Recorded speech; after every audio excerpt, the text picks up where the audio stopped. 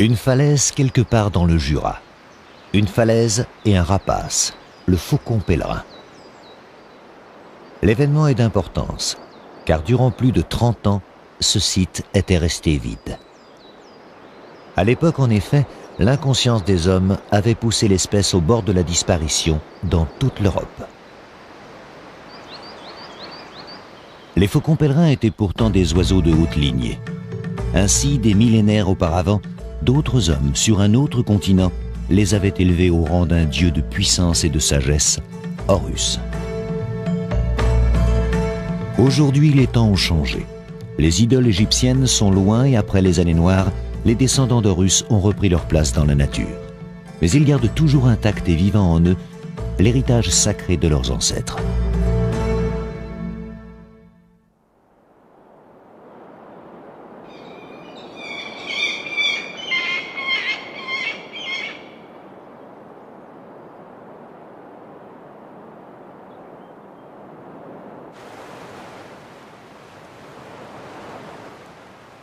Ce matin de février, après 2 mois inhabituels de froid glacial et de neige, le propriétaire en titre de la Grande Falaise est toujours là, fidèle à son territoire, malgré la faim qui le tenaille.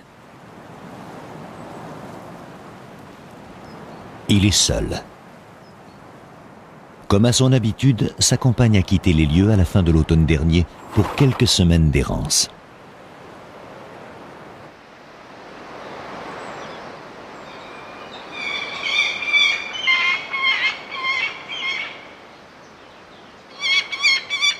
Depuis plusieurs jours, il attend patiemment le retour de la voyageuse, ou pourquoi pas, le passage d'une autre femelle qui voudra bien se laisser séduire.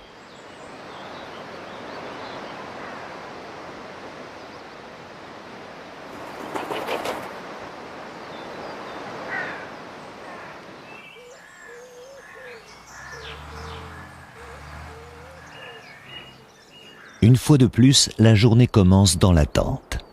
Mais celle-ci ne dure pas.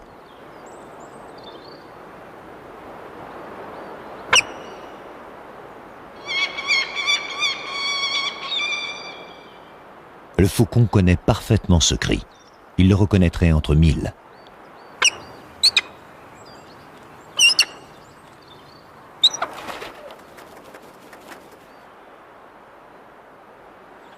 Arrivé de nulle part, sa compagne est enfin de retour. Les premières salutations marquant les retrouvailles sont brèves. Mais bien qu'il connaisse sa partenaire depuis 3 ans, le mâle doit céder au rituel en vigueur chez les pèlerins. Séduire une nouvelle fois l'être cher par quelques démonstrations de vol.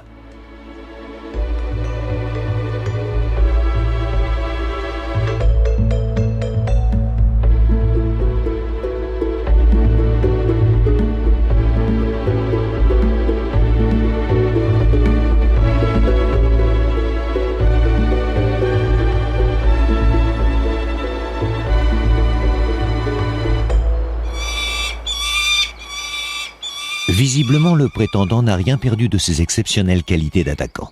Pour chaque femelle de faucon pèlerin, la chose est importante. L'habileté en vol de leur partenaire est le gage de chasse fructueuse dans l'avenir, et donc d'un approvisionnement en proie sans faille pour elle, et surtout pour ses futurs poussins.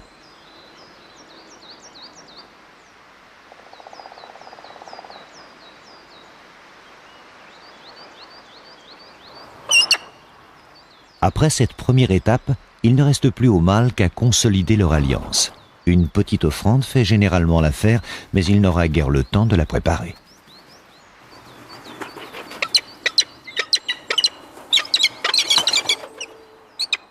Le faucon connaît bien le caractère plutôt impétueux de sa partenaire, mais une fois de plus, il reste un peu étonné de la façon à rien autoritaire dont elle persiste à s'emparer de ses cadeaux de bienvenue.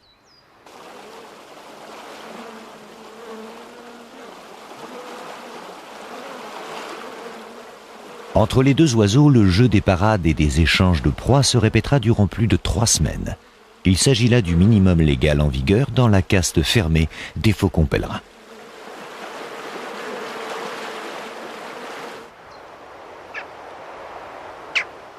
Les formalités des fiançailles accomplies, reste à trouver l'emplacement du nid.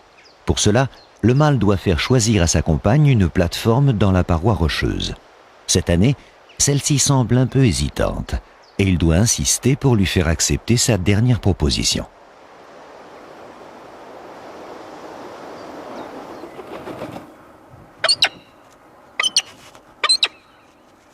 L'endroit semble parfait.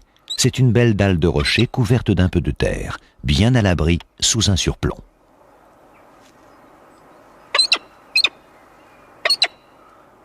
L'invitation est claire, mais à l'évidence, la belle a pour l'instant d'autres chats à fouetter.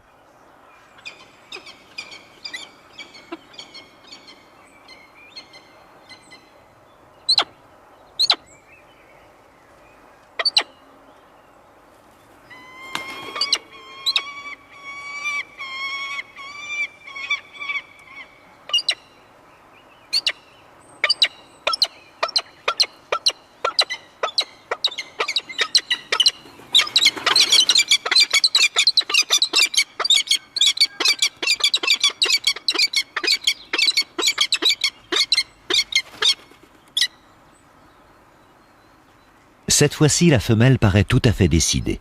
Malgré les apparences, la vivacité des salutations et le départ précipité et soumis du mâle sont en effet plutôt bons signes. Ils font partie du cérémonial habituel.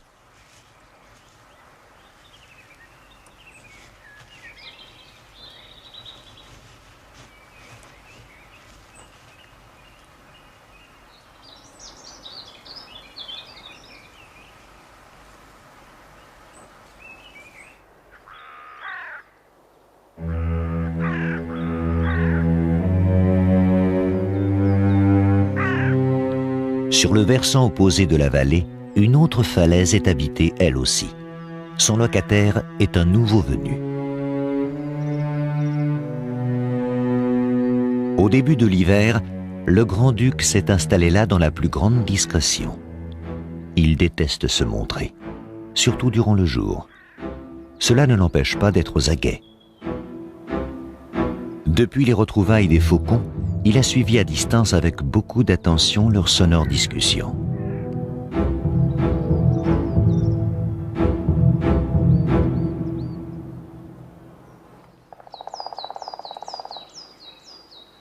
Dans la grande falaise, les deux partenaires sont bien loin de soupçonner la présence de l'étrange personnage.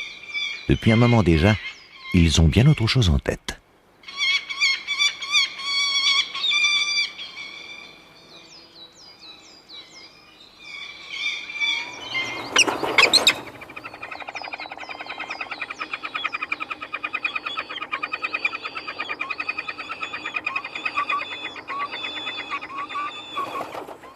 L'intimité des pèlerins est d'autant plus brève qu'ils doivent faire face à une nouvelle tentative de coup d'État de la part de rivaux éternels, les grands corbeaux.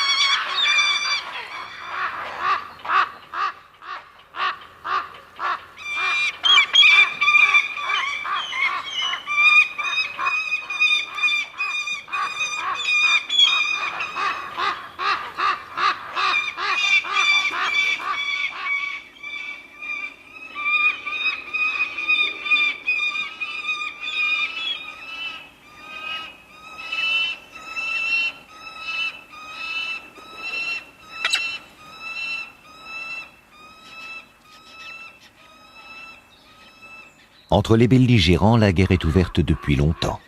À leur arrivée, les faucons ont en effet expulsé le couple de grands corbeaux qui nichaient bien avant eux dans la falaise. Et depuis, ceux-ci n'ont jamais renoncé à reconquérir leur territoire perdu.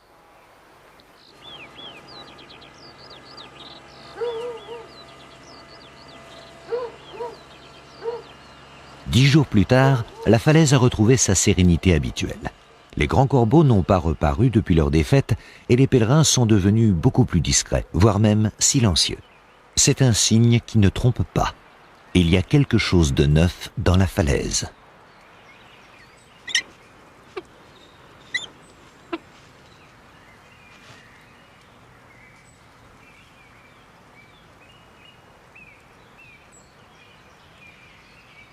Le mâle a déjà constaté l'heureux événement et monte une garde vigilante au large de l'air.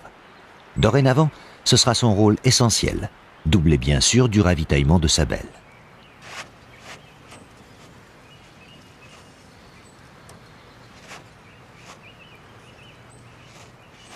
Pour elle, par contre, commence une longue période d'immobilité et d'abnégation, pendant laquelle elle ne quittera pratiquement plus le nid.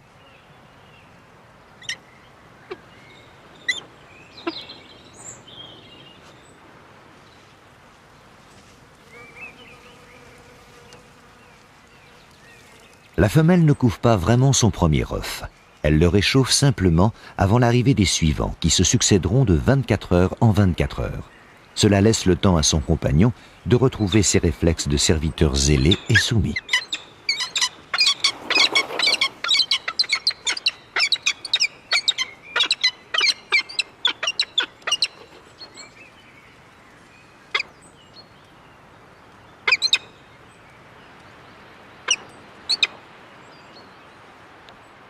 La pondeuse ne mange jamais au nid. En attendant son retour, c'est à son fournisseur qu'incombe la surveillance du trésor, du moins en théorie.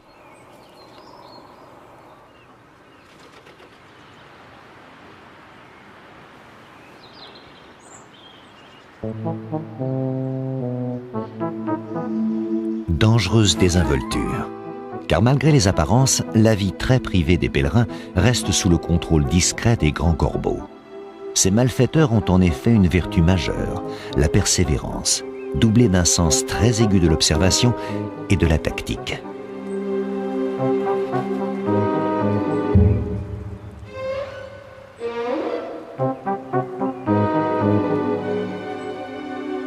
La femelle est revenue sur l'air, mais cela ne désarme pas le moins du monde le pirate.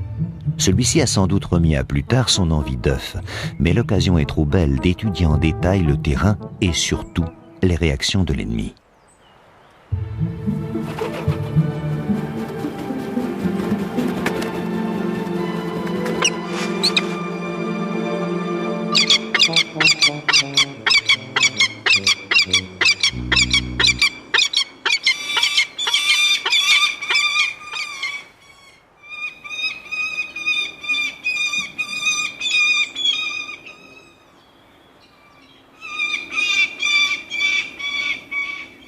Pour le grand corbeau, force est de constater que les systèmes d'alerte et de riposte des faucons sont extrêmement au point.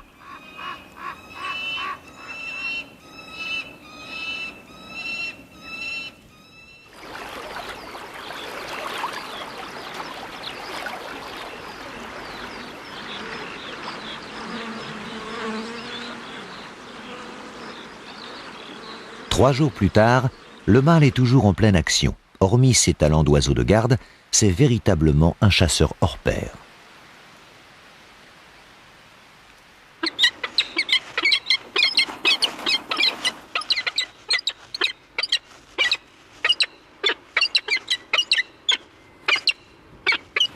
La couveuse a pondu son dernier œuf au milieu de la nuit. Et le premier ravitaillement de la journée est le bienvenu.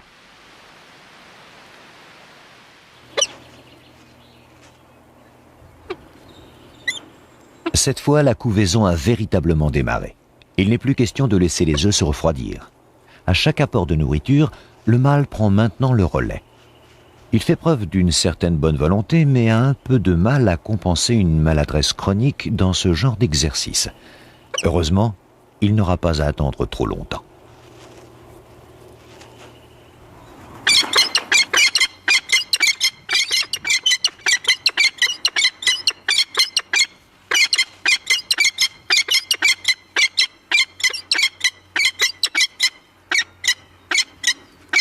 En traduction libre et sur le thème bien connu « Tu ne sais pas t'y prendre, laisse-moi faire », son acariâtre compagne reprend rapidement les choses en main.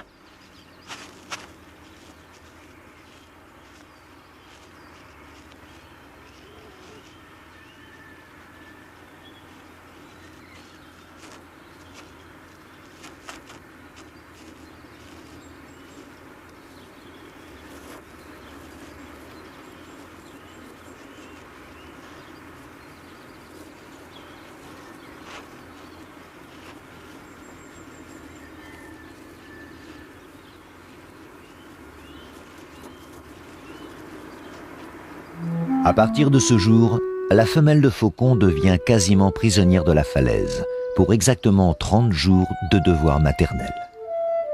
30 jours à user le temps, à dormir et à attendre patiemment les répits que lui accordera 2 à 3 fois par jour le passage de son fidèle serviteur. Petit, très petit, à l'heure où la vallée et ses falaises passent lentement sous un tout autre commandement.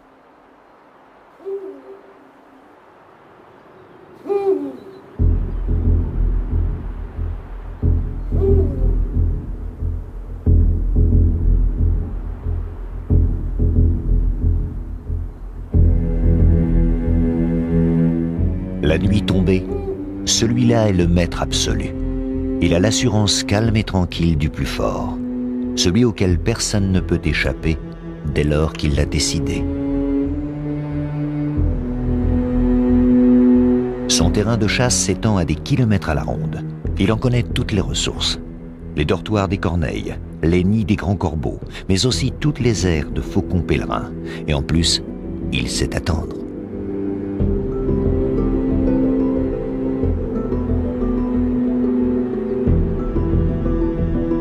Le spectre nocturne a déjà 2 poussins encore surveillés par leur mère.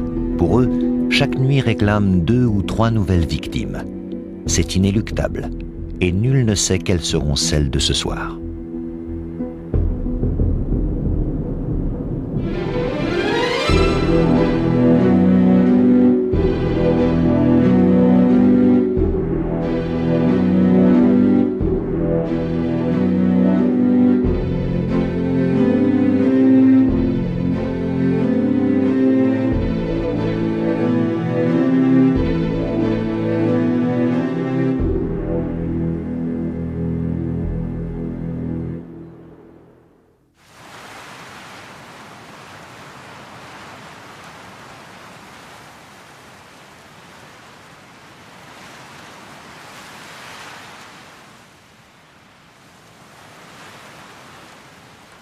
Dans la première quinzaine d'avril, comme à l'accoutumée, le mauvais temps avait été au rendez-vous.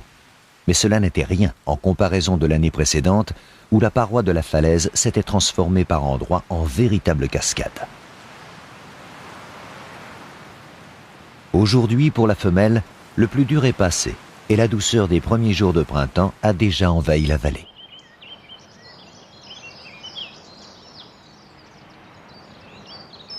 Durant tout ce temps, les grands corbeaux n'ont pas réapparu dans la grande falaise. En fait, après leur dernière tentative, ils ont rapidement abandonné l'idée de déloger les pèlerins. Les noirs personnages ont finalement dissimulé leur nid à bonne distance dans la plus petite paroi rocheuse de la vallée.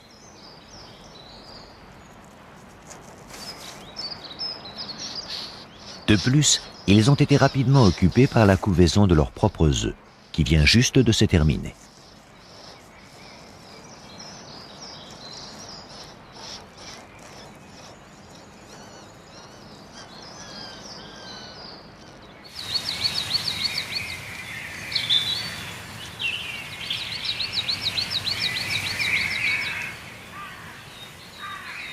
Les pèlerins, de leur côté, sont un peu en retard sur le programme officiel. Hier soir encore, à la fin du 30e jour fatidique, il ne s'était toujours rien passé sur l'aire.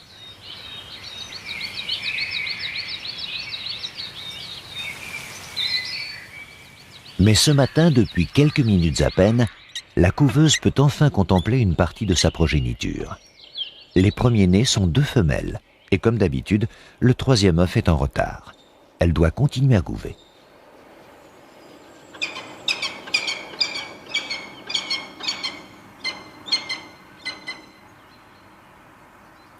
Au large de la falaise, le nouveau père est toujours occupé à monter la garde. Un instant plus tard, la découverte de l'événement semble le laisser dans la plus grande perplexité. Il sait pourtant qu'à partir de ce jour, l'existence de cette fragile descendance repose pour l'essentiel entre ses pattes. Pendant plusieurs semaines, en effet, c'est lui, et lui seul, qui sera chargé de leur approvisionnement.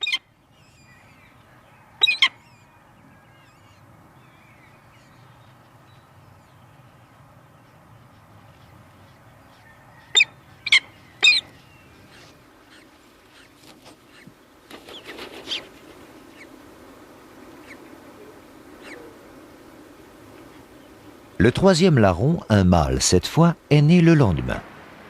Plus qu'avant encore, le couple se partage maintenant avec précision les tâches domestiques. Monsieur chasse et plume les proies avant de les apporter à sa partenaire. Madame, de son côté, se charge de distribuer la nourriture à sa tribu.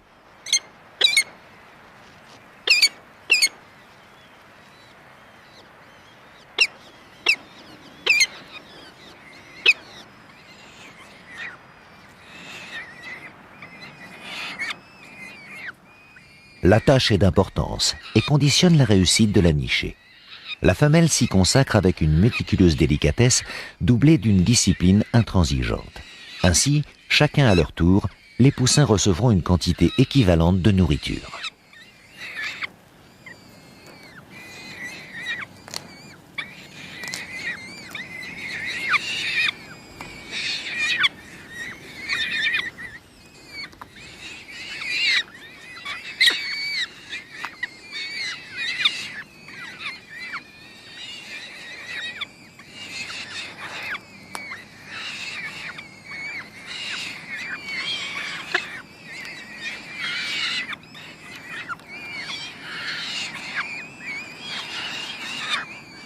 Le ravitaillement se termine lorsque le jabot de chacun d'eux est rempli à souhait.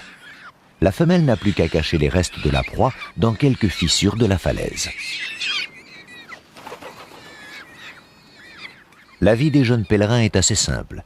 Tout d'abord manger, s'empiffrer même, puis s'écrouler en chœur pour digérer en attendant le prochain repas.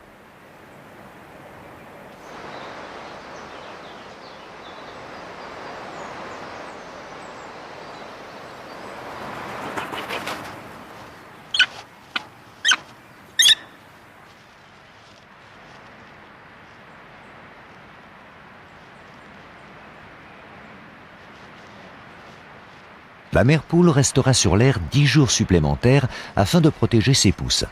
À cet âge, ils sont en effet une proie idéale pour les amateurs de chair tendre qui peuvent surgir à tout instant. Elle en sortira seulement pour de courtes envolées à la rencontre de son compagnon lorsque celui-ci lui apporte des proies.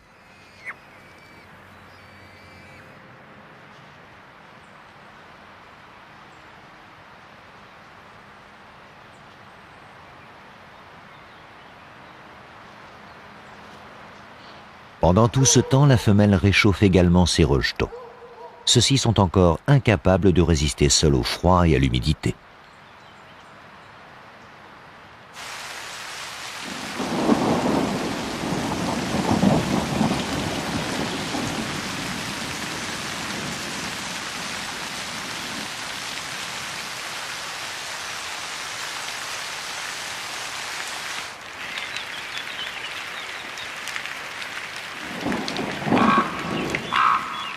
Bien cachée dans sa falaise à l'extrémité de la vallée, la famille Grand Corbeau est maintenant au grand complet.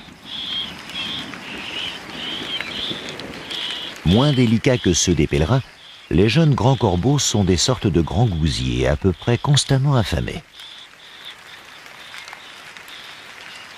Leur appétit insatiable pousse leurs parents à vagabonder en permanence à la recherche de quelques charognes ou de proies faciles à capturer. À ce jeu, les grands corbeaux sont des spécialistes. Ils ont en plus une mémoire sans faille et une revanche à prendre.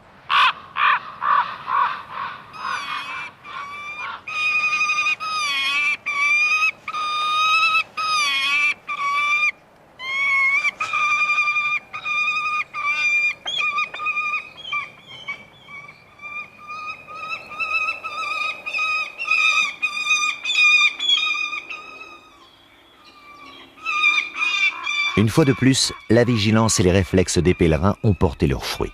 Mais en fait, il s'en est fallu d'un rien. Heureusement alerté par les cris de sa compagne, le mâle est en effet arrivé à tire d'aile. Bien lui en a pris car à cet instant, profitant de la diversion créée par le premier, le deuxième grand corbeau arrivait au nid.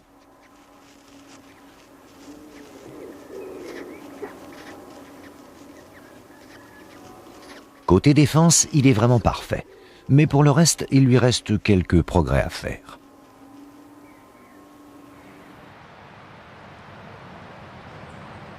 Une minute plus tard, l'émotion est déjà passée. et la vie reprend son cours normal. Autrement dit, le naturel un rien grognon de la femelle s'empresse de reprendre le dessus.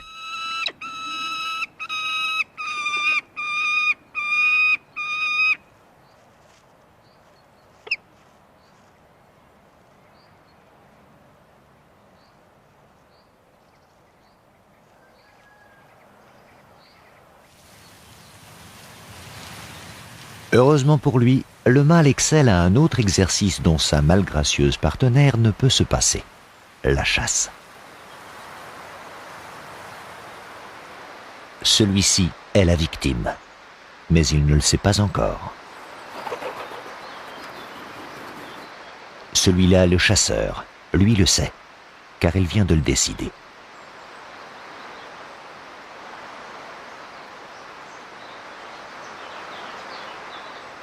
Malgré les apparences, le faucon est en chasse, mais pour l'instant, il doit prendre de l'altitude. Pendant la montée, son ordinateur de bord intègre tous les paramètres de l'action, vitesse et altitude de la proie, direction générale et parcours supposé.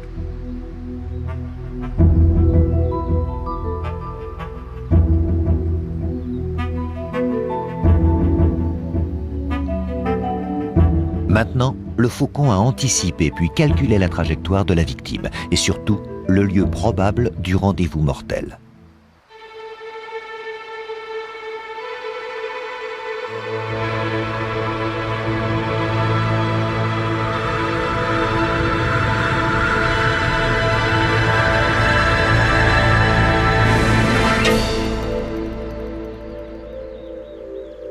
« 220 km/h peu avant l'impact. Cette fois, la proie n'a eu aucune chance. À cette vitesse, la moindre erreur ne pardonne pas. Et le succès est loin d'être toujours au rendez-vous. Bien souvent, le faucon est obligé de répéter l'opération plusieurs fois avant de réussir.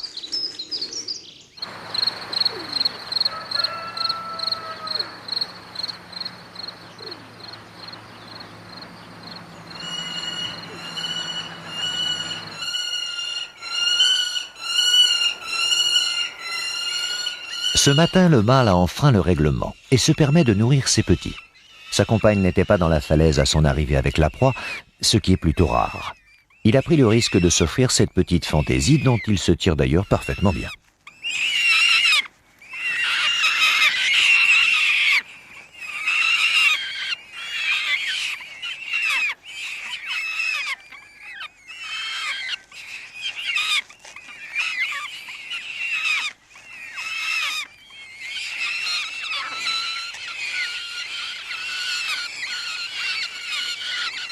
Évidemment, ce qui devait arriver arrive. Le contraire eût d'ailleurs été très surprenant.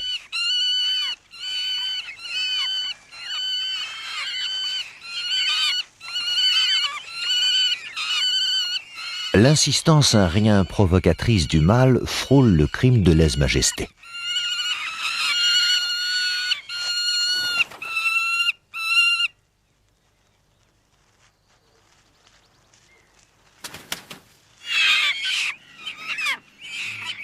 Après cet épisode de notoire laisser-aller, frisant même la contre-éducation, la reprise en main de la tribu des affamés ne se fait pas sans quelques difficultés.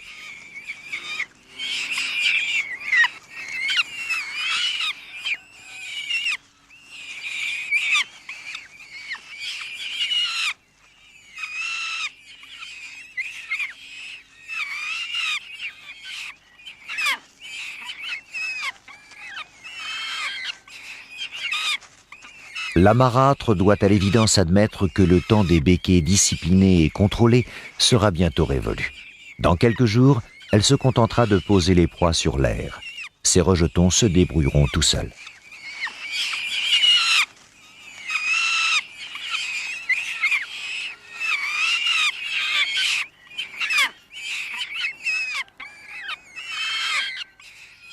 Sur l'air, les jeunes faucons sont devenus beaucoup trop gros pour tenter les grands corbeaux. Entre les deux camps, la trêve s'est installée. À quelques escarmouches près, celle-ci tiendra jusqu'à l'hiver suivant, où les hostilités reprendront sans doute de plus belle.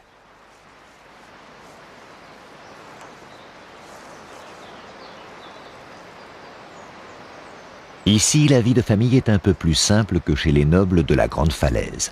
L'accès au nid est même tout à fait libre pour le mâle.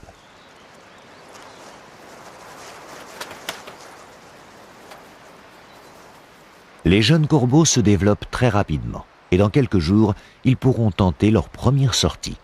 C'est loin d'être le cas sur l'aire de la Grande Falaise. Un mois après leur naissance, les jeunes pèlerins en sont encore à faire leurs premiers pas.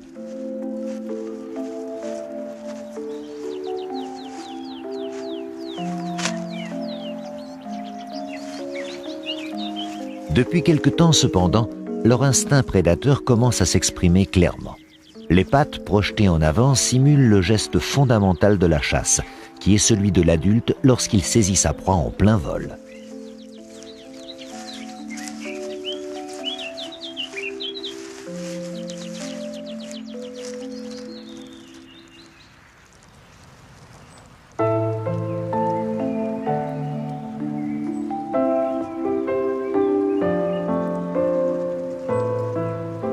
De jour en jour, les jeunes faucons perdent leur pyjama de duvet pour un premier habit de plume brune. Régulièrement, une sorte d'excitation fébrile s'empare d'eux, signe sans doute de leur impatience d'adolescents rêvant de quitter le nid. Ils n'en sont pourtant pas encore là.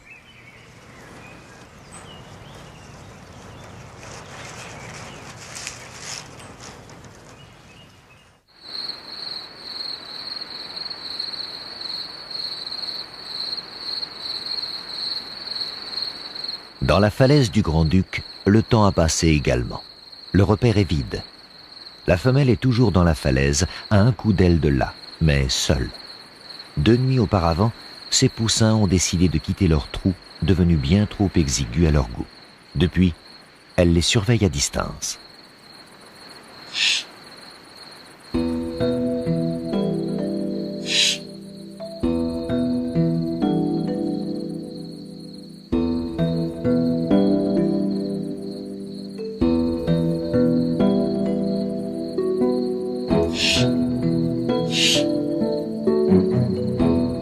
Pour l'instant, les jeunes grands-ducs attendent le premier ravitaillement de la soirée et calment leur faim avec les restes du repas de la veille.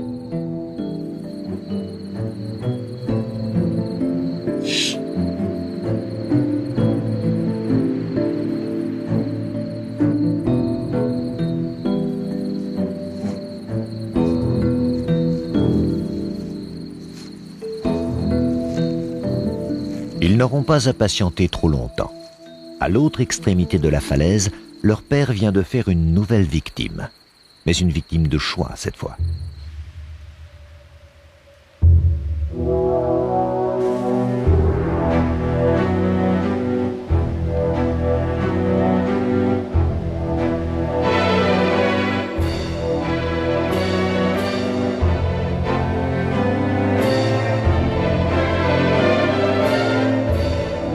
La proie est un jeune mâle de pèlerin. Depuis sa naissance, le nocturne l'a patiemment laissé grandir, de nuit en nuit, avec le reste de la nichée à laquelle il appartient. Le forfait était parfaitement prémédité, et ce soir, en partant chasser, le grand-duc savait très bien où le conduirait sa route.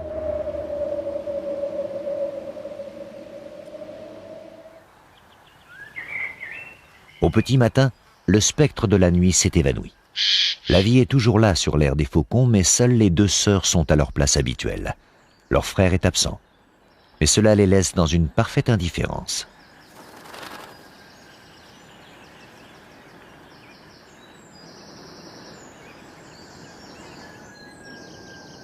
En dehors de la toilette, la seule chose qui les préoccupe est leur premier repas de la journée, qui tarde un peu à arriver.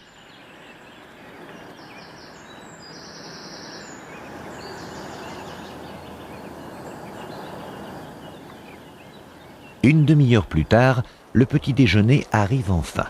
Le père ayant depuis longtemps renoncé à s'occuper directement de sa descendance, le service est toujours assuré par la maîtresse des lieux.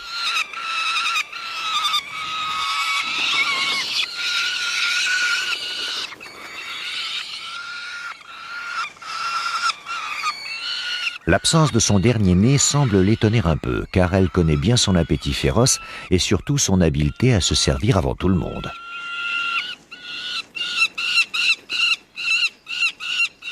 En fait, l'aventurier était en train d'explorer les alentours de l'aire. Il s'est fait surprendre, ce qui le met visiblement de fort mauvaise humeur. La victime du grand-duc était sans doute issue d'un autre couple de faucons installé à quelques kilomètres de là. Quant au retardataire, il se rattrape comme il peut.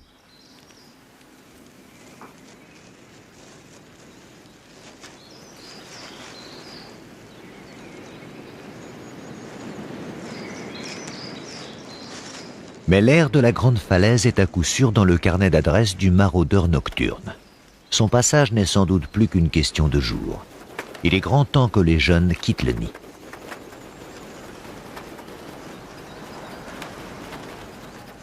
À dire vrai, ce n'est pas l'envie qui leur manque. Ils ont commencé leurs essais depuis quelque temps et l'entraînement s'intensifie de jour en jour.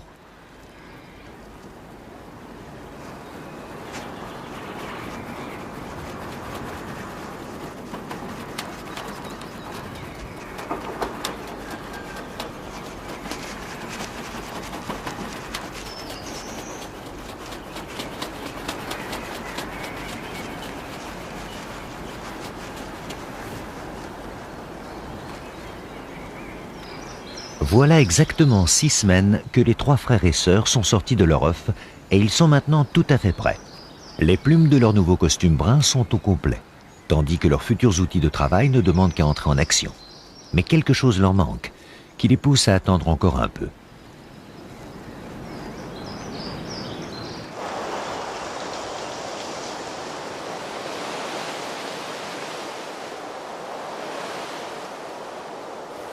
Le lendemain matin, au premier nourrissage de la journée, la femelle paraît surprise, sinon inquiète.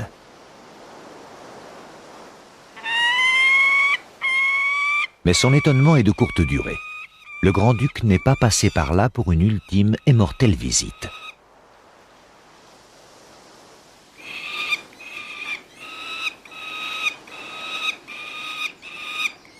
Les jeunes sont bien vivants et se sont simplement dispersés aux alentours de l'aire.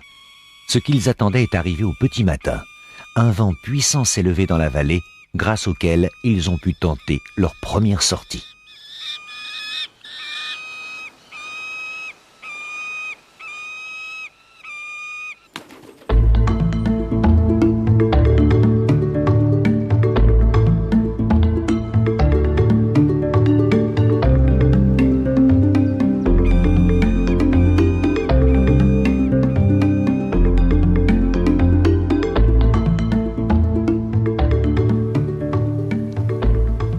Évidemment, les premières tentatives ne sont pas très glorieuses et semblent laisser perplexe le 3e larron.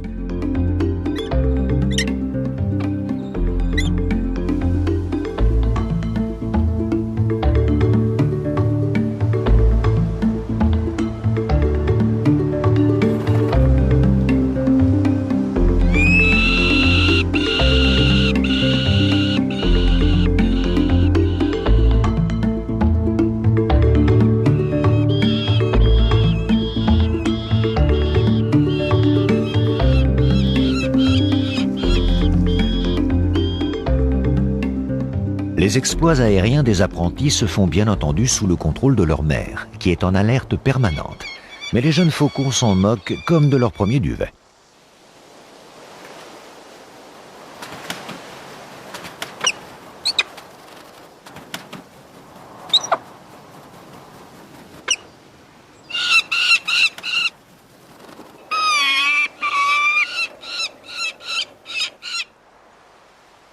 Dorénavant, l'espace leur appartient, et ils peuvent donner libre cours à leur soif de sensations et de découvertes nouvelles.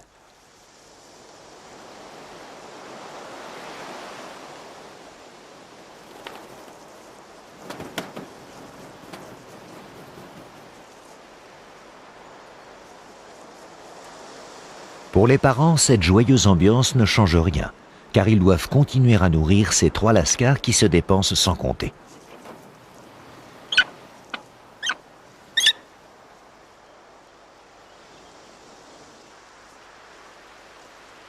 Bien que les jeunes faucons reviennent à l'air de temps en temps, leur éducation se fait désormais pour l'essentiel hors de la falaise. Les proies sont d'abord livrées à domicile, puis rapidement, la femelle invite ses jeunes à venir saisir le butin en vol dans ses pattes, en prévision de l'apprentissage de la chasse.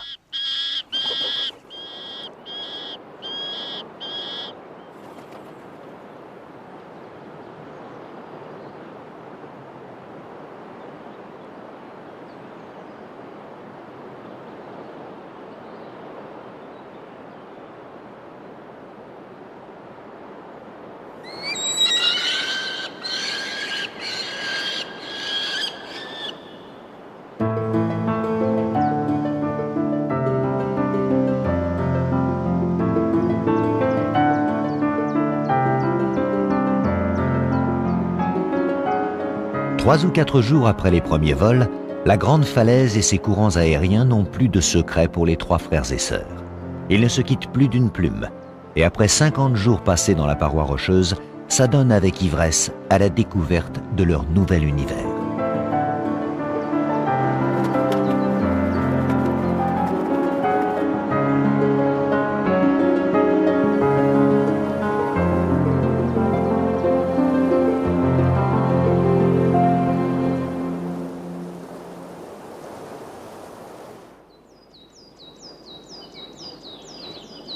Mais si les jeunes faucons commencent à maîtriser le vol, ils sont encore bien incapables de chasser et doivent toujours compter sur leur père pour le ravitaillement.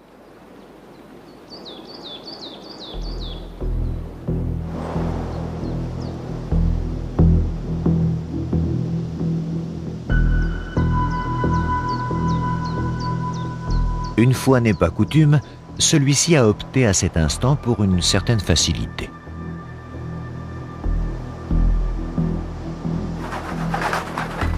Dans le groupe, l'un des oiseaux est visiblement moins performant que les autres. Instinctivement, le faucon l'a déjà choisi.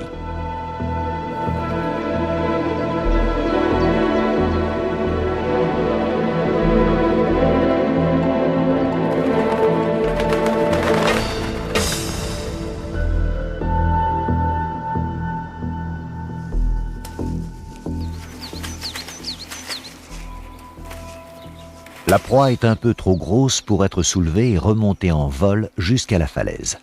Le fauve a donc décidé de la dépecer et d'en prendre sa propre part.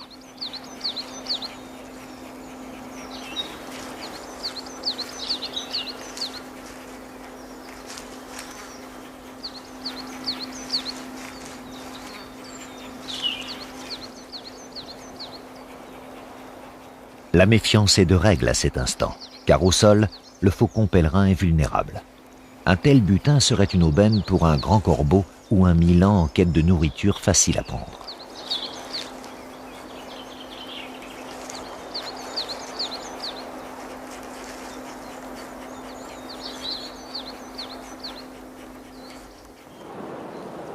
À 2 coups d'aile de là, les jeunes continuent à s'en donner à cœur joie sous la surveillance de leur mère qui poursuit ses livraisons de nourriture.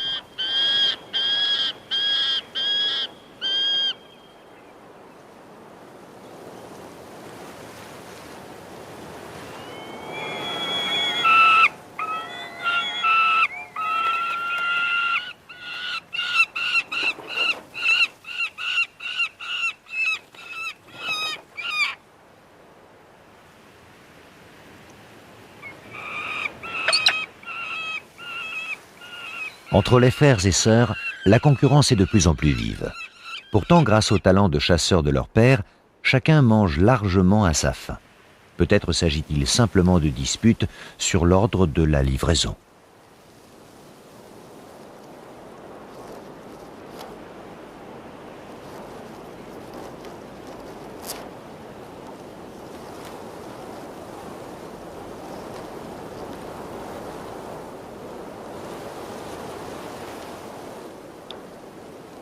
Moment bien paradoxal que celui de l'émancipation.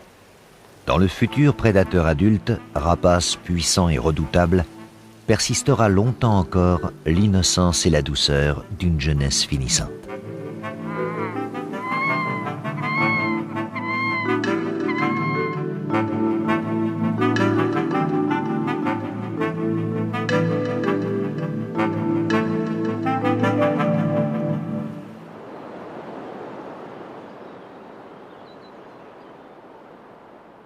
Pendant plusieurs semaines encore, la famille reste très soudée et ne quitte pas les alentours de la grande falaise. Les jeunes faucons poursuivent le lent apprentissage de leur futur métier, en compagnie de leurs parents. Contrairement à d'autres rapaces, ce sont des spécialistes, et il leur faut beaucoup de temps et d'expérience pour affiner peu à peu toutes les techniques de vol et surtout de chasse.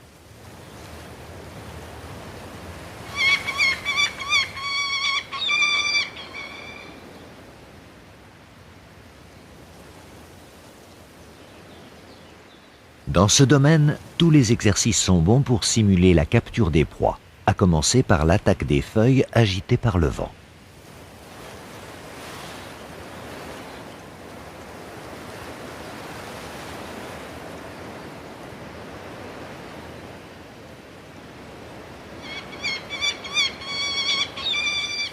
Au milieu de l'été, les liens familiaux s'effilochent progressivement.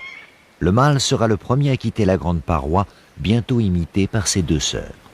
De falaise en falaise, chacun d'eux cherchera à trouver dans la région de sa naissance un nouveau site où s'installer et perpétuer sa lignée de seigneurs. Plus que jamais en Europe, les descendants d'Horus sont bien vivants aujourd'hui. Ils ont reconquis presque tout leur territoire et l'oiseau sacré des pharaons reste toujours quelque part le rapace des dieux.